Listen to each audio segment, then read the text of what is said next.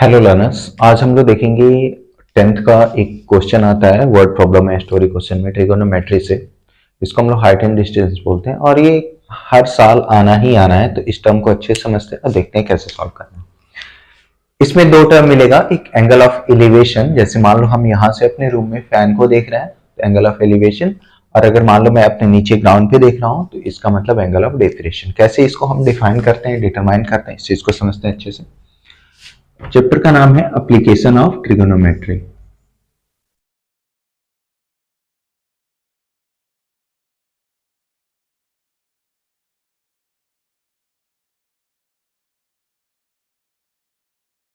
Application of trigonometry, इसमें देखते हैं दो टर्म होता है। एक होता है हमारा,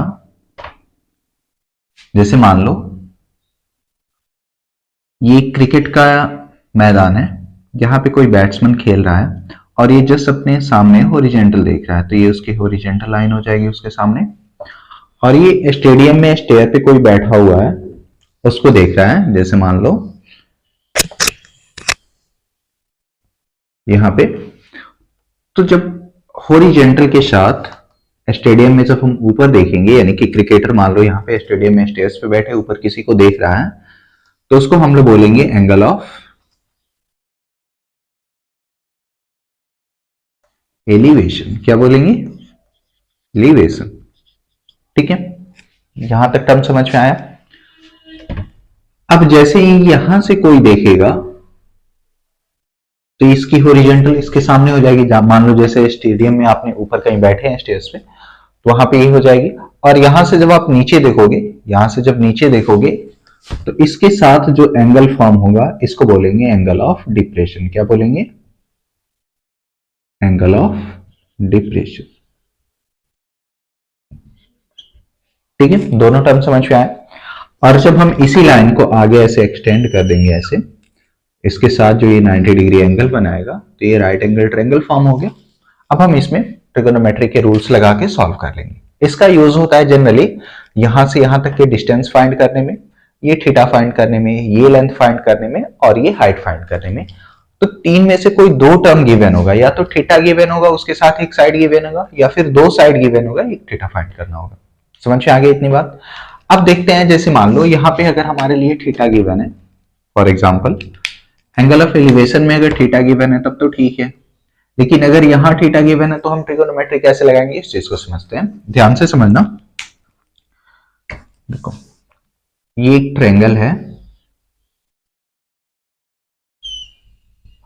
फिगर कुछ ऐसा ही है। ये मान लो थीटा है, तो ये टोटल एंगल कितना है? 90 degree.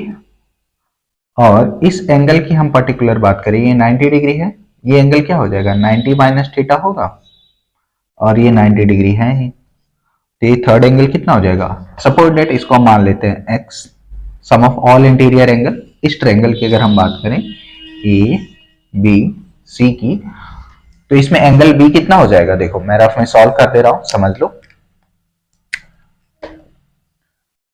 This angle plus this angle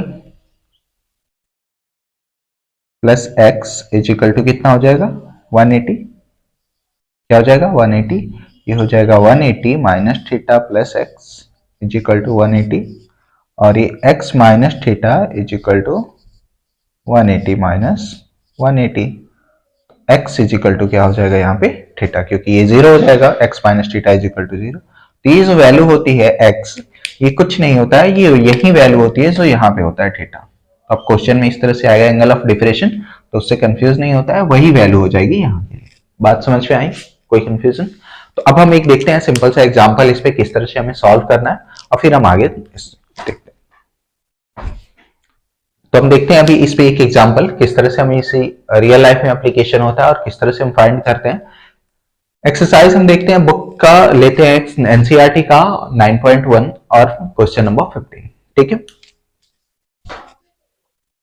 यहाँ पे मैं क्वेश्चन लिख दे रहा हूं, आपके स्क्रीन पे आ जाएगा। देखो क्वेश्चन ये है कि एक स्ट्रेट हाईवे है,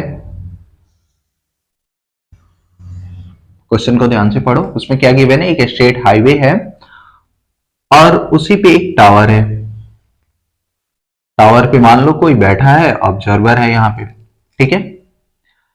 इसने एक कार जो इस टावर के फुट को अप्रोच कर रहा है, उसके साथ इसका एंगल ऑफ डिप्रेशन जो है यहां से ये 30 डिग्री है, तो ये वैल्यू भी क्या हो जाएगी, अभी क्या बताया, ये भी 30 डिग्री हो जाएगा।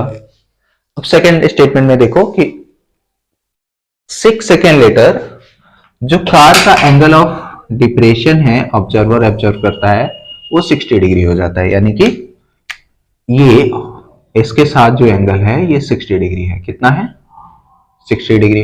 बात समझ में आई।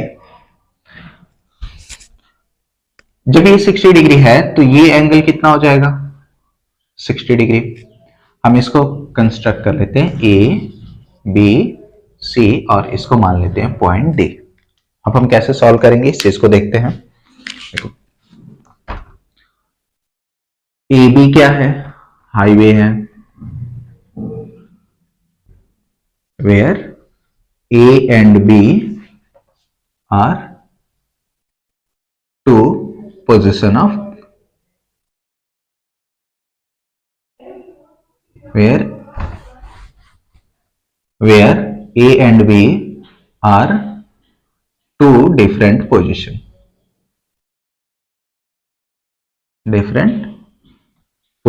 of, सॉरी यहां पे क्या होगा, where A and D are two different position of car। यहां से यहां तक आने में उसे 6 सेकेंड का टाइम लग रहा है, तो पूछा है यहां से यहां आने में उसको कितना टाइम लगेगा, टाइम बराबर व्हाट। बात समझ में आई। तो हम क्या कर रहे हैं, इसको एक्स लेट कर ले रहे हैं और इसको हाइट लेट कर ले रहे हैं, ठीक है। लेट क्या कर रहे हैं, let D A is equal to x metre, ठीक है, and height of the tower यानी कि B C is equal to H metre, ठीक है। अब हम क्वेश्चन पे आते हैं। इस वाले ट्रायंगल में, in right angle triangle DBC, in triangle DBC 10, देखो यहां पे 60 डिग्री है तो 10 60 डिग्री क्या होता है, परपेंडिकुलर बाय बेस, तो यहां पे हो जाएगा BC डिवाइडेड बाय DB हो जाएगा। इसकी वैल्यू देखो 10 60 डिग्री की वैल्यू कितनी होती है, √3 is equal to h by x. तो अगर हम h की वैल्यू देखें तो √3x हो जाएगा, इसको मान लो इक्वेशन 1। अब हम सिमिलरली आ जाते हैं इनर ट्रायंगल, बड़े वाले ट्रायंगल में ABC में 10, यहां पे थीटा की वैल्यू देखो 30 डिग्री है, तो 30 डिग्री हो जाएगा, इज इक्वल टू हो जाएगा BC टावर की हाइट बाई AB फुट और हाईवे के बीच में डिस्टेंस। तो इसकी वैल्यू कितनी है, 1/√3 इज इक्वल टू ये क्या हो जाएगा h और ये क्या हो जाएगा AB। देखो AB को अगर हम लिखना चाहें तो AD प्लस DB लिख सकते हैं।